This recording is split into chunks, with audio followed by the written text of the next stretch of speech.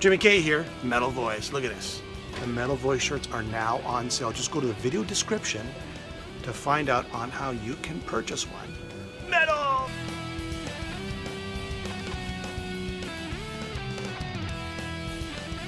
Welcome to the Metal Voice today.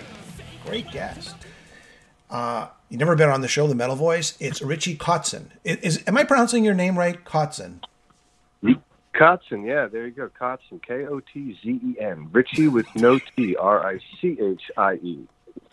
All right, good stuff. March 26, the debut album by Smith and Kotzen on BMG. Very exciting stuff. Right off the bat, I'm sure you've been asked this question so many times now. But for the people who watch this show, tell me about how you and Adrian met and whose idea was it to put together this great new album.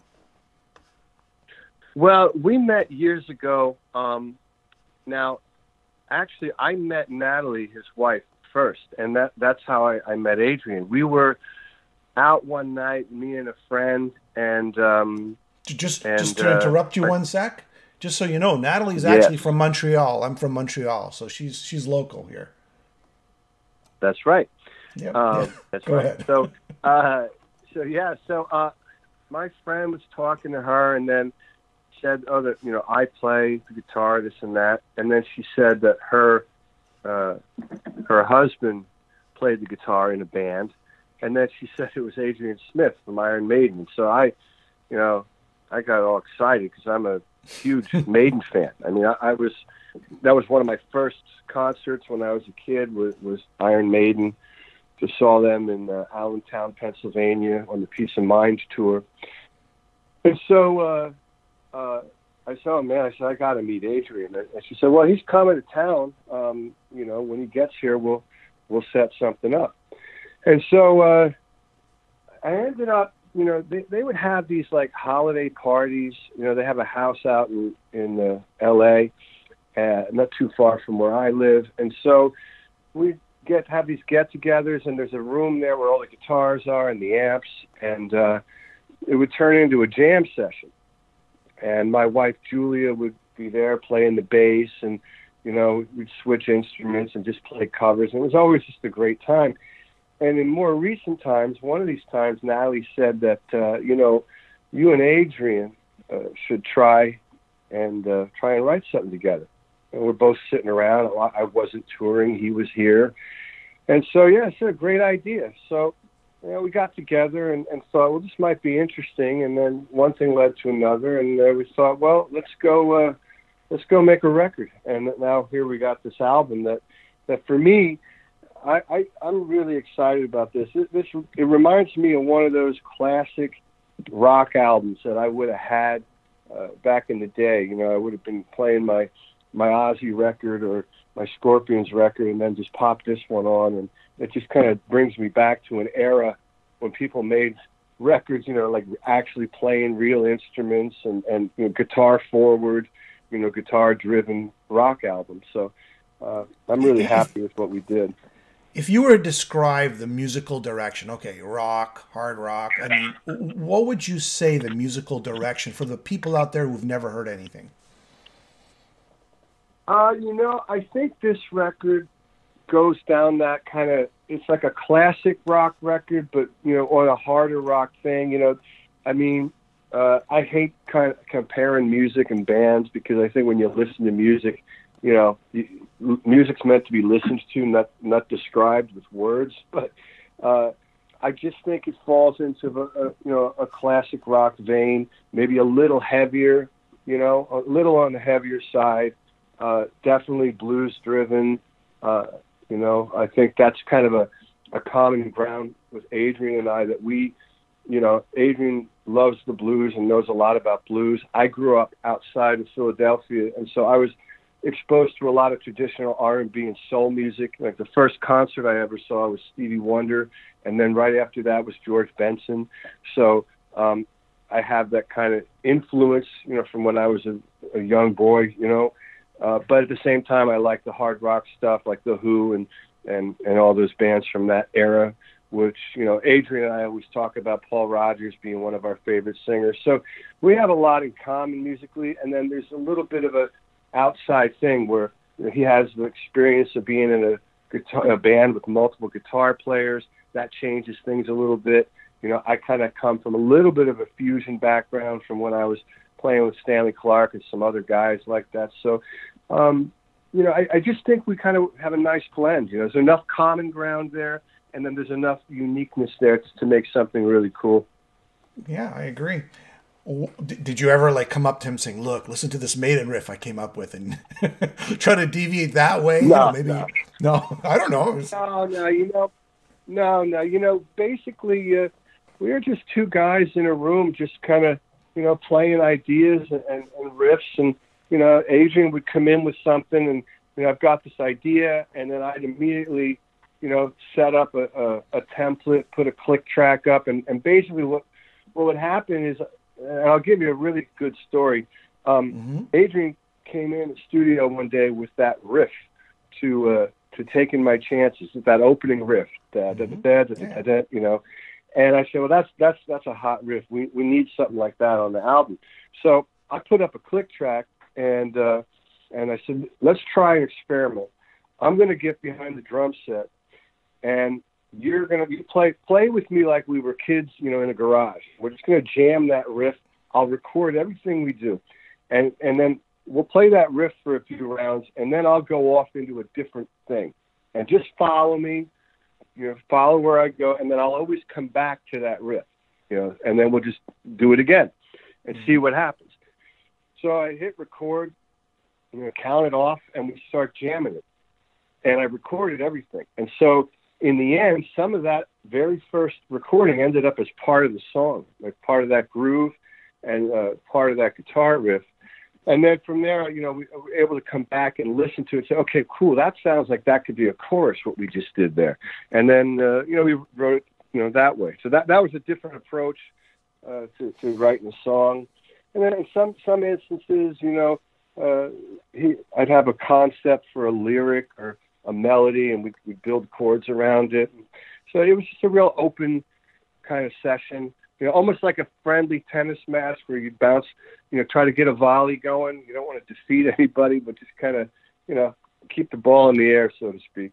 What about the lyrics? Did you go 50-50, or was it more weight on you or more weight on him, or how did that come out?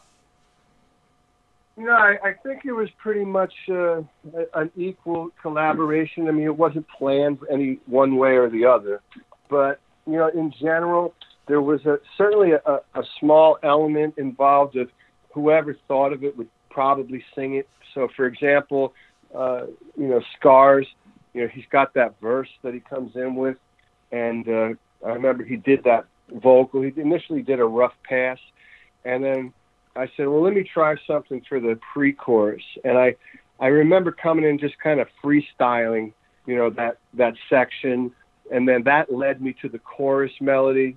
And I know the lyric, somehow that came out when I just kind of start singing stuff, and suddenly, the lyrics are there. And then other times, I remember Adrian had Glory Road was a song that he had a concept for, and had a chorus.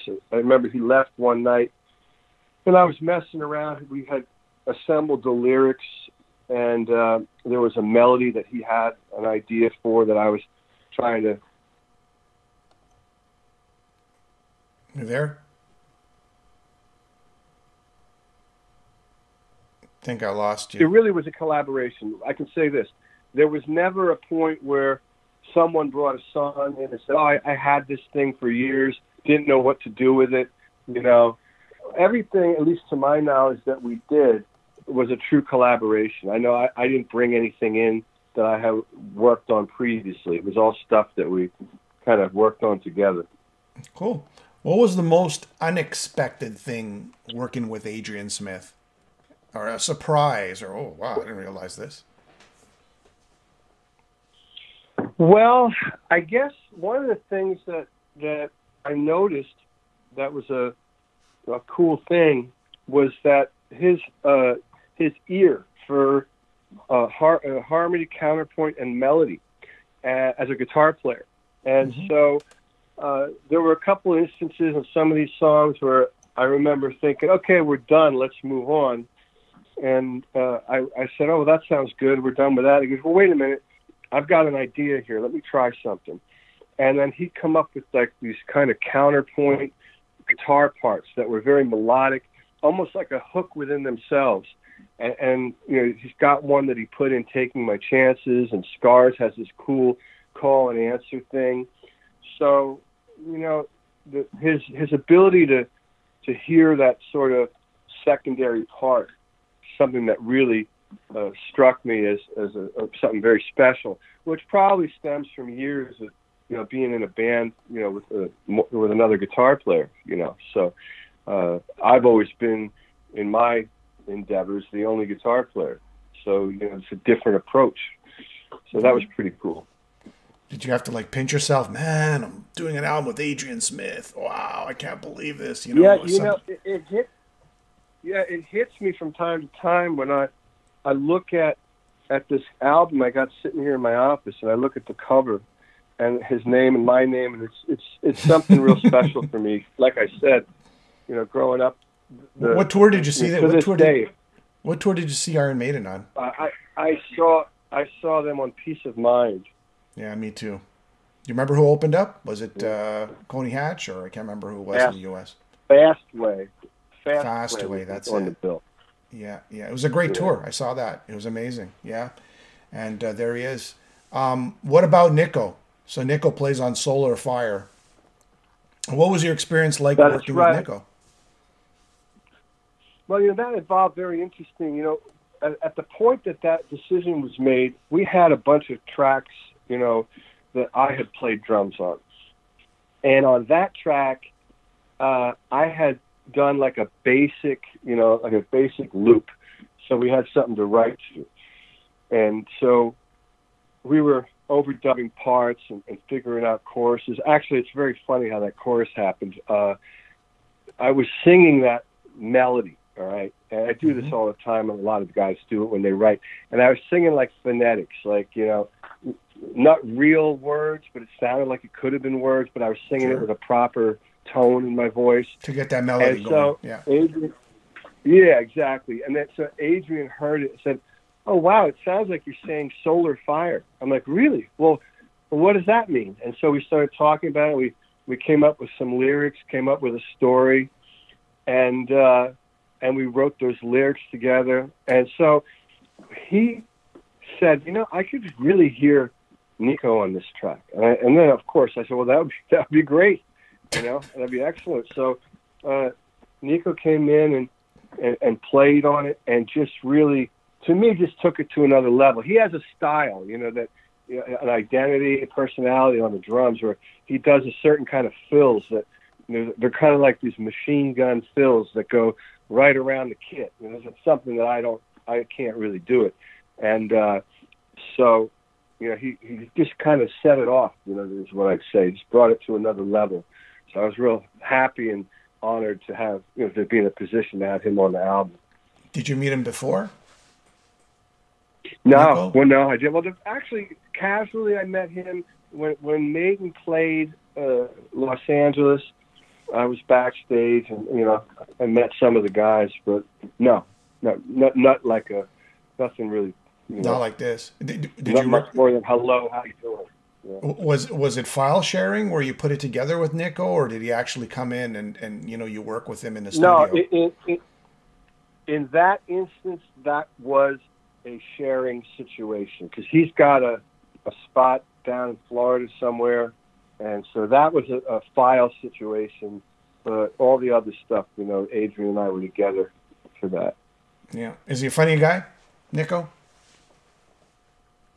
Say that again? Is he humorous? Is he funny? You know, he seems to be like a funny guy. Well, like I said, I wouldn't really know his personality because we sent him files. You know, I sent files to Florida, wherever he is, and then he sent them back. But and the only time I met him was real brief backstage. So gotcha. you know, I don't really know. Yeah. Okay. I thought maybe you talked on the phone, you're talking about the songs, but it's okay. How do you compare this album? I don't know. How do you compare this music that you're doing with Adrian right now to sort of like the previous work you've done in the past? I know you said this is hard rock, blues oriented, and it does sound a lot like that. Absolutely. But I mean, do you think you're sort of evolved into this direction? How does it compare to everything you've done in the past? Or maybe everything you've done in the past has led to this moment? Well, there's definitely an argument to make that the past leads you to where you are now. I mean, obviously, you make decisions and you end up in a spot. Now, I'm lucky that I have a long history of working, with great people. I mean, obviously, the bulk of my work, I'm working alone. But I have those spots where I've been able to do some collaborations here and there with people and pick up things, learn stuff or whatever it is. So I think one of the things that makes this even work is the previous experience of it's like you get a certain kind of confidence. At the same time, you feel like you have less to prove. So if you were coming into something like this and you didn't have the experience, you might get caught up in how you're represented and worried about, this guy did more solos than me, or I'm not getting to show what I can really do. So all that stuff, that bullshit, is not there because, we've both done this long enough and been represented well. So, for me, at no point did I think of any of that other than the song. That's the only thing that I really, really concerned myself with was, is the song working? Does it make sense? Does it sound like a song? Is there a story there? Is it? Are we being represented artistically? With the lyric, does it make sense? It was all about the song. And then once we knew and agreed that the components for the song were there and that they were working, that's when you get into the fun stuff, deciding, oh, well, I'm going to play the Strat here. I'm going to, do something with the Telecaster or whatever, all that other stuff. But, I think the fact that we've made enough records in the past, I personally feel like I've been well represented as far as who I am as an artist and what I do, especially after making 50 for 50. I mean, at that point, I could probably never make another record again and not really worry about it. But, I always have new ideas, so I'll probably always make records. But, it was just real easy, real simple to make, like you said, probably because of all that stuff that we've already done in the past. Yeah, that's good to know. Is it, and just on the last question, in regards to the Winery Dogs, is there any album you'll be working on in the future, or is that pretty much it? Well, that has kind of been left in a little bit of a limbo stage because a lot to do with the pandemic coming. We had done a tour in 2019, and I remember wanting to do that because, we hadn't worked together in a while. There was, talk of a new record, but we didn't have the timing together to really get in the room. So we did do that tour, which was really fun, and we really did get along great. Not that we never did, we always do. But I walked away from that tour with a really good feeling about the future of the band. And, I knew they had plans with their other group that they have and tour dates. So I, pursued my 50 for 50 record, and also knowing that Adrian and I were going to do something. So in the back of my mind, with all that stuff going on, I figured at some point in 2020 that the three of us, the Winery Dogs, would get together and maybe throw some ideas around and do some writing. Because the reality is with that band, we have to be in the same room at the same time. Otherwise, it's not really a Winery Dog record. It becomes something else. So, the pandemic kind of just messed everything up for us. And especially now, you've got Mike is in Pennsylvania, Billy's in Nashville, I'm in California. So, it makes it a little difficult. I'm not really ready to jump on an airplane just yet. But at some point, what I've been saying is that, you know, we did the first record at my house in California. We've done pre-production for tours and written a couple songs at Mike's house in Pennsylvania. So maybe this time, when the schedules line up, we can go down to Nashville and take over Billy's house and do some work down there. Did you get your vaccine? You ready to go? Well, I'm not ready yet. You got to let the people that really need it get it first. Yeah. But yeah. As soon as I can get that, I'm going to do it. And you know, I have a feeling that in order to do what we do, pretty soon, you know, they're going to make it that you have to have it. So I have no objection to getting it. You know, we had a bout with COVID here. My wife tested positive, and then I ran out 5-6 days later and got a test, and I was negative. But then no sooner than I get the test, I got sick with all the same symptoms. So I can only assume that I had it as well.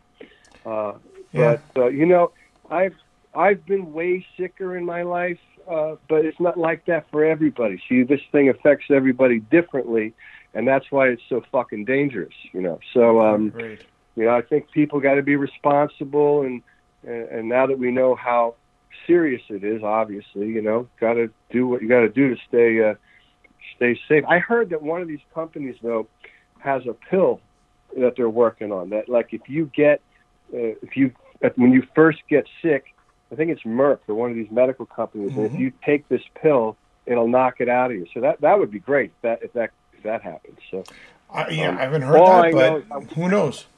Yeah, Google it. It's there. Yeah, it's a company called Merck, and that's a story that they're developing this pill. That's but amazing. You know, I just want to get out there and play again. You know, I will say this. I found a way to enjoy the year off. I really did, you know, embrace it, and I liked being home and spending time at home. But now at this point, I'd like to get out there and play some shows. Actually, this is my last question. You can make it quick. If you play live, are you going to play any Iron Maiden tunes, or is there maybe one song you go, I love this song, I'd like to play? Yeah, you know, that's a good question, and that's something that we have to think about because we only have 9 songs on the album. And so I would imagine probably what we'd do is play the entire album, maybe add in 1 or 2 covers, maybe just for fun, put in 1 or 2 covers that we would play at the jam sessions at Adrian's house, just to kind of tie it together. You know, here's where it started. And then, you know, maybe we do one of Adrian's songs from Maiden, and maybe pick one of my songs from one of my records, and put a set together. You know, it's something we got to think about because, you know, I mean, you need time, right? You need to perform. You need performance time. I would think "Wasted Years" would be a good one for you and your voice. Yeah, I know. Yeah. That would be fit. The one. Write it down. Take notes. All right. Yeah, I know. But hey, if we're out there and if we're out there and you hear us doing that, then you can take credit for that. Say, I told him to do that.